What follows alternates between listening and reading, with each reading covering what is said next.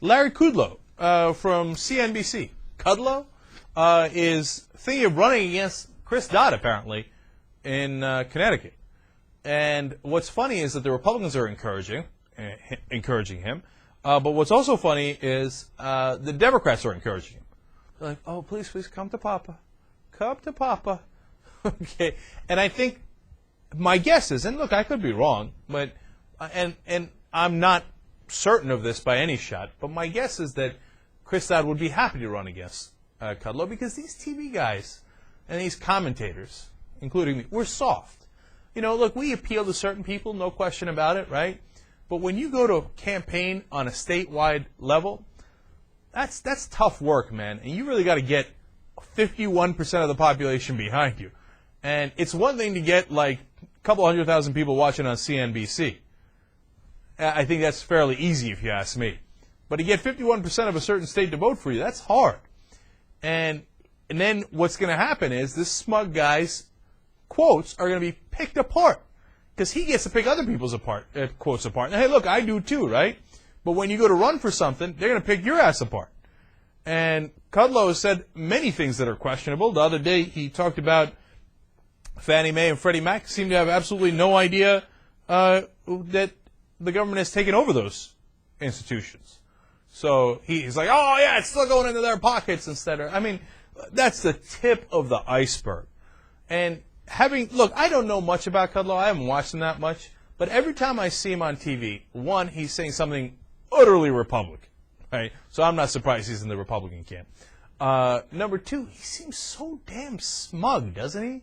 Every time you have that sneering, like, oh, I'm Larry Kudlow. I work on CNBC. I'm so much smarter than you. I know all these people on Wall Street. They all have a lot of money. We eat fancy steaks together. And he's got that, you know what's annoying about him? He's got that kerchief coming out of that pocket. What are you, English? And maybe he is. I don't know. Is he English?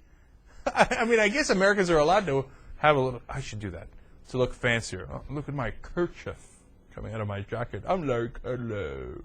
Oh, you people don't understand Wall Street. We had to rob you for your benefit. Yes. I love this precious quote because I found some new quotes of his. He apparently said during the Bush administration, quote, stock markets are the best barometer of the health, wealth, and security of a nation. And today's stock market message is an unmistakable vote of confidence for President Bush. So, Larry, what would this stock market indicate about President Bush? By the way, I got another friend who works on Wall Street, and he says they're already all saying the same thing. Oh, it's Obama. Oh, no, that we were fine under Bush. It's Obama. I mean, you can't really. How purposefully ignorant can you be?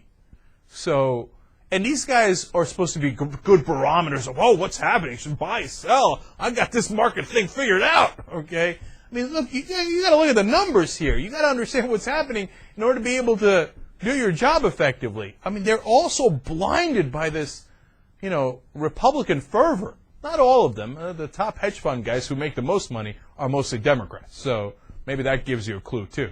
Anyway, but here's the quotes that I loved. He had Bernie Sanders on the show to give you a sense of how he deals with senators and how he might do against Senator Dodd in Connecticut.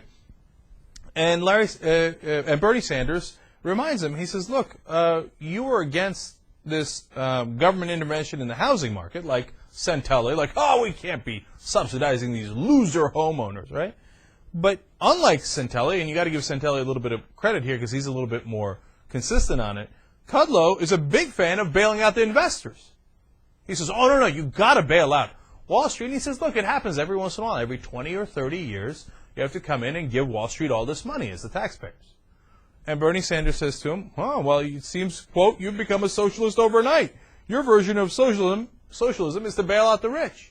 And then he continues, right? And Senator Sanders says, Larry, if I asked you that the government should intervene like every other industrialized country does and provide health care for all people, you'd say, oh, no.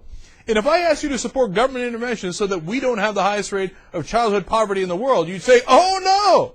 But when Wall Street screws up because of their greed, you say, oh, yes, it's a great idea. So how does Kudlow respond? He says, well, you're quite right, Mr. Sanders. Do we want a government-run health care system? I say no. Oh, come on. Come to Papa. come to Papa, okay? This guy's going to come and be like, oh, no, the people! I'm not interested in them! You don't need anything from the government! This is what the government has to offer you. If I'm the senator. But my Wall Street friends, they need to be bailed out every 20 or 30 years. That's how the system works. Please, please get into politics. I'm begging you.